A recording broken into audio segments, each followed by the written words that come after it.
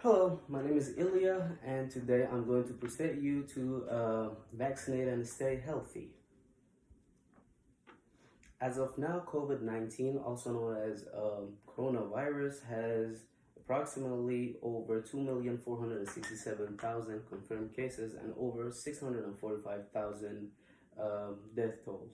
It is a fact that all economy and people around the world are greatly affected by it. The stakes are so high that so many people that did not believe in vaccination are now desperate for a new formation of a vaccine. Past influenza pandemics give some sense of what the overall trajectory of the virus like this will be because the reproductive number of this virus, says Mark Lipsch, a professor of epidemiology and director of the Center for Communicable Diseases Dynamics at Harvard University. As you can see right here, I got coronavirus and all that on the picture. All right, genetic engineering, aka genetic modification, means DNA alteration technologies that are used to change genetic makeup of an organism by adding one or more traits that cannot be found in the targeted organisms naturally. These set traits are entitled to change the organism's reaction to a variety of changes. Keep in mind that each one of these genetic modifications are set to have goals before any scientist could possibly start with development period of these development period. These set goals can vary. For example, one might want to change the agricultural bacteria's heat or cold resistance in order to benefit the farmers' growing rates and keep it sustainable in different weather conditions and different times of the year.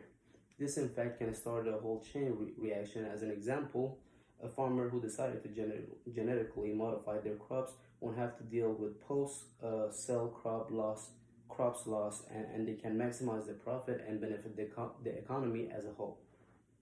As I mentioned before, genetic modifications is for all organisms, and that includes humans too. Scientists also use genetic modification to develop vaccines.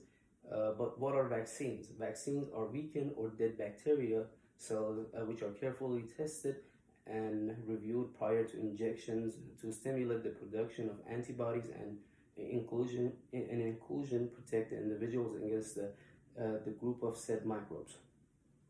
Couple examples of said vaccines can be listed as malaria vaccine, chickenpox or varicella vaccine, tetanus and pertussis vaccine, and overall vaccines. Right there, we have a CID RAAP influenza vaccine under the microscope, and arm is the most common point of injection when it comes to vaccines. And overall, vaccines are there to protect and better people's quality of life. We have been talking about all the benefits of vaccination can bring to the table, but it is only fair to also mention vaccines' only negative influence on the human's body. An individual after taking a vaccine shot could slightly feel sick or sore at the point of injection, but that only could last for a couple of days, and the changes are so small and not drastic at all that some people do not even notice that change. Now that we have talked about pros and cons of getting vaccinated, in this section we will talk about cons of not getting vaccinated and the common misconceptions. Common misconception between parents. Well, let's start over here. We can all come to terms that the world around us has never stopped changing. Those progeny which were better adapted to coping with the opportunities and risks presented by environmental circumstances would have a better chance of surviving and passing on their favorable traits to subsequent generations, says James Charles. But parents seem to be living under some kind of a conservative idea, and it is a big misconception between parents. The most common thing that could happen is that the parents just say that they cannot bear to see their kids cry, or they cannot see their kids getting vaccinated at such early ages, and it's just normal. It's the kid's reaction to pain, but it will be over soon, and the kids could be protected from all kinds of microbes and diseases and fleas. Uh,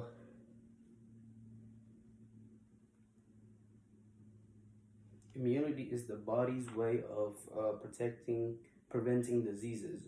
When a baby is born, their immune system is not fully developed, and he or she can be very vulnerable to various of diseases and body defects and imperfections.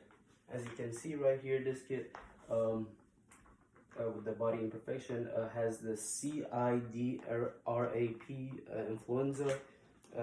Their parents decided not to vaccinate the kid, and she grew up with some body imperfections, and that is pretty common around these days. And everybody should get their kids vaccinated. Here's some other pros and cons of genetic modifications. On the pro side, we have economic sustainability, longer shelf life of products, meeting consumer needs, better health condition, protection against virus, flea, and diseases, and endless possibilities of creation of new products, such as new crops and all that. Crops, not crops. Cons of modification is a possibility of food-related allergic reactions, but that can easily be prevented by doing some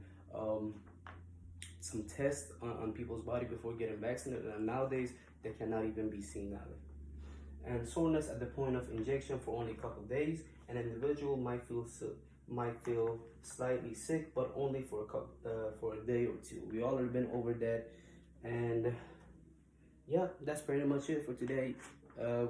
Today we went over how vaccines, aka genetic engineering, can benefit our economy as a whole, pros and cons of vaccines on human body, which the benefits were incomparable to the cost of it, and the possibility of